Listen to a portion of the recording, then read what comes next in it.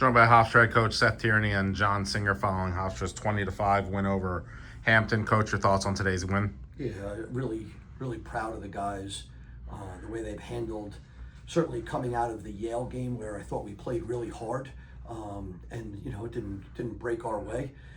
But I'm thrilled that we, the way we handled the Wednesday, Thursday, Friday, and then certainly into today, and getting off to a pretty good start in the first quarter, setting the tone, and then getting a lot of guys in the game was important. It's important to me. It's important to our program. There's guys that people in the stands or people that are fans or maybe even not fans, they don't know about, and those guys work really hard every week, and they deserve time. And in the world that we live in, sometimes it's not accepted to do that, but it's the right thing to do, and it was awesome to see a bunch of guys out there, but certainly none bigger than this guy. Yeah, let's start with John. John, let's start with you. How great was it to get out there for full 60 minutes? You've had such an interesting road here to today here at Hofstra, and last year started off with such excitement, but what does today mean to you? It just means the world to me. Coming in last year, Hofstra was my dream school. I always wanted to come here. Came to games when I was a little kid. Didn't go my way the recruiting path, so I ended up at D3. And just coming here, getting hurt, missing the whole last season, I just couldn't be more happy for where I'm at now. The support of my teammates has been amazing. The support of my coaching staff has been amazing. I wouldn't be able to do today without them. And then not only getting the start on your senior day, but then excelling on your senior day. Does that just make it even more special for you? Yeah, Coach T always talks about forever memories.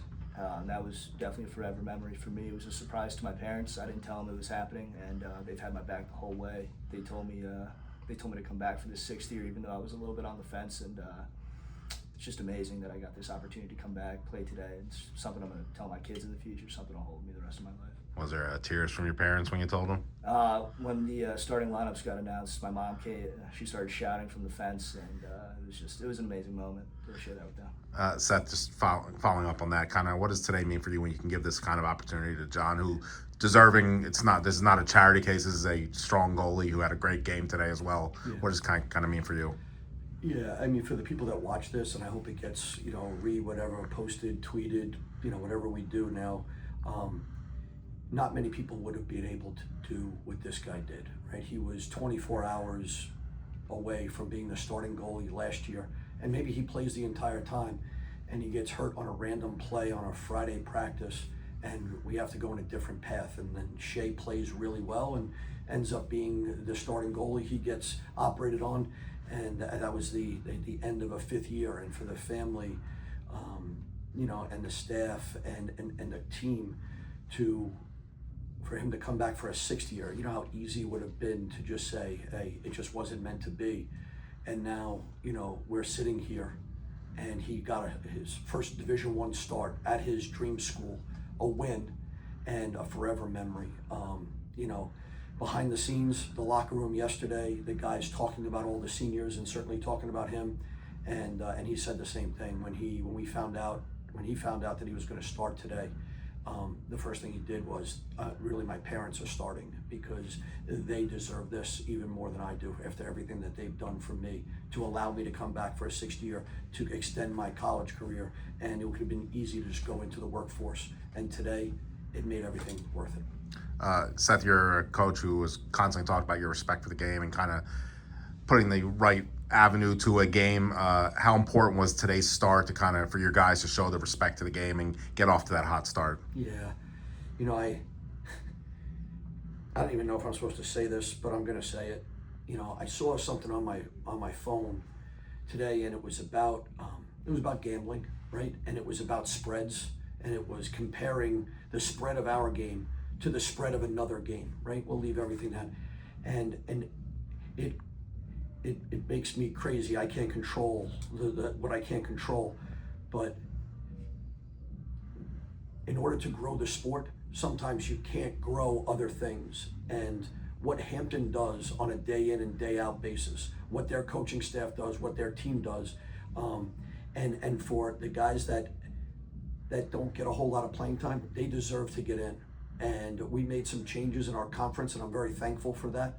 about score differential and things like that. But I'm thrilled for Anthony Rinaldi. I am thrilled for Nick Dalton. I am thrilled for Jack Sikowski. I'm thrilled. Everybody that isn't redshirting got in today. That makes me happy. Maybe a little bit of a throwback, Coach, but that's the right thing. And you just talked about a few of the guys I was going to mention.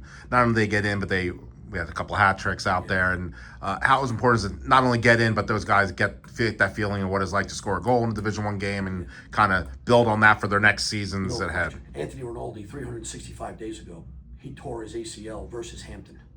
Today, he had a hat trick. You want to talk about a full circle moment? His family is tremendously supportive of Hofstra Athletics and the lacrosse program. And to see number 22 out there and knock in 3, unbelievable. Nick Dalton, he's a scout team guy. And he got 2 and 1, I think. I haven't, necessarily fine detailed the stats. For him to do that, he gets beat up every week going against our first defense. Jack Sikowski, he got his first college goal today. I mean, it was unbelievable for those feelings, for some of the D guys, for some of the guys on the wings. There was probably, you Stephen Gortroff, you know more about our team than anybody. There were some numbers out there that, you probably had to look down and check some names, and you know the most about our team, and that makes me happy that we were able to do that on senior day, and that the culture of Hofstra lacrosse was as strong as it was today, that we did the right thing respectfully, and we did the right thing by our team. Senior day, as you just mentioned, 8 seniors, some real great seniors, a lot of long tenured seniors. Thoughts on those guys? Yeah. I'm about to go outside and say a few nice words about them and their families and how supportive they've been, and certainly going to miss them.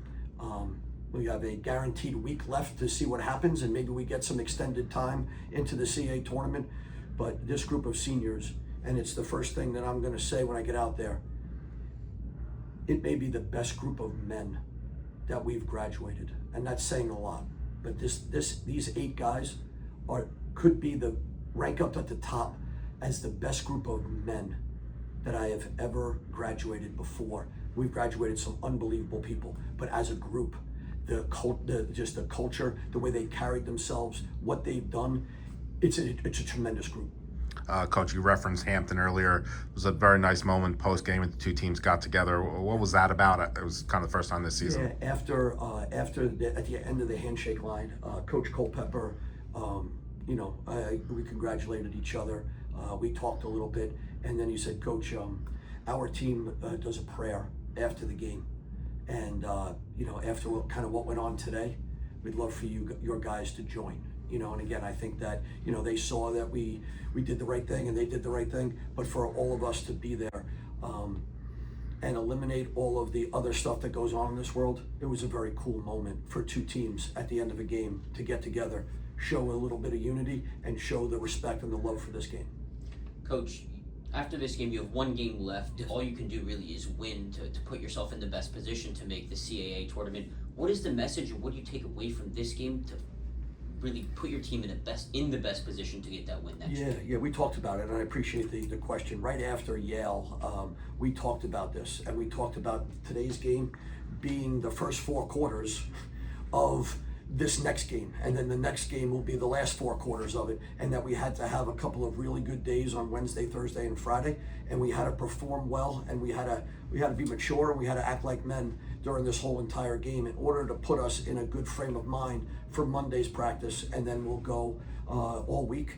And we still have 2 lines in the water. One, we can control our own destiny if we beat Towson. If not, there is another way in, but it's not in our hands. And again, it's all that tiebreaker. It's what CAA lacrosse is about. And again, we didn't take care of business early in the season, and I take the hit for that. But with that being said, we've got 2 lines in the water, and we're going to practice our tails off this week and go down to Towson prepared.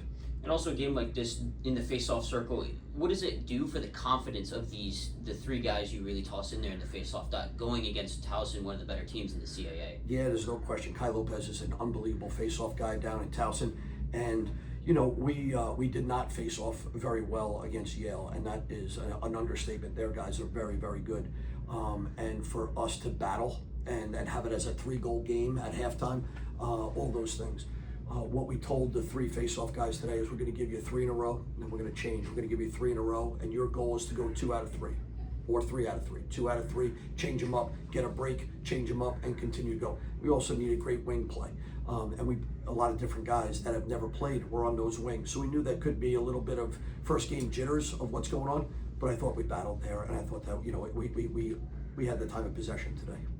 John, also just at the end of the game, when all your teammates run up and congratulate you for the win, what are you feeling when you see that all your teammates are recognizing all the hard work you put in? It was really surreal.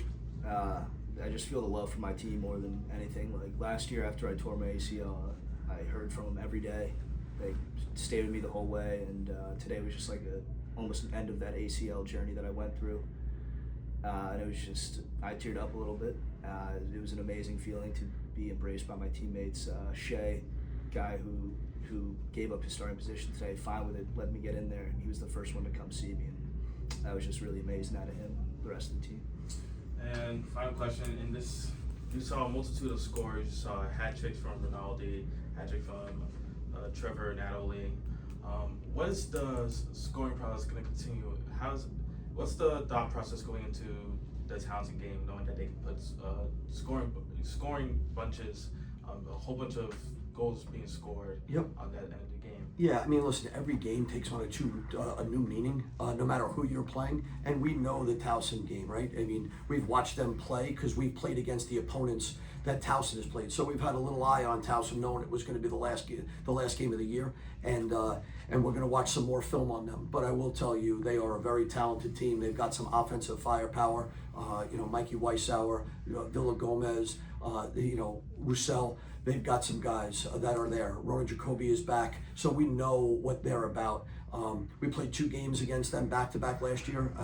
They were 2 close games. One was, the 1-goal game at the very end, and one was a 2-goal game, with an empty netter because we had to push it out. But, we have a lot of respect for them at the face-off X. Defensively, they're big, they're strong, and it's going to be a battle. I don't necessarily know how they did today versus Fairfield, but I'm looking forward to, as coaches and the coaching staff, to game plan versus them, and I'm looking forward to be on the sideline with these guys. And our goal is to extend our season. Last question, Coach. Win number 150 for your career. Thoughts on kind of adding another victory to the tally? Yeah, no. I mean, again, I'm thrilled. I'm just more happy for our seniors today, more happy for this guy, more happy for Anthony Rinaldi and those guys. The wins come and go. It's the people that you share it with that will always overshadow any number. And again, it was another game that I'm happy afterwards, but I'm really happy for all these guys. Thank you, guys. Thank you.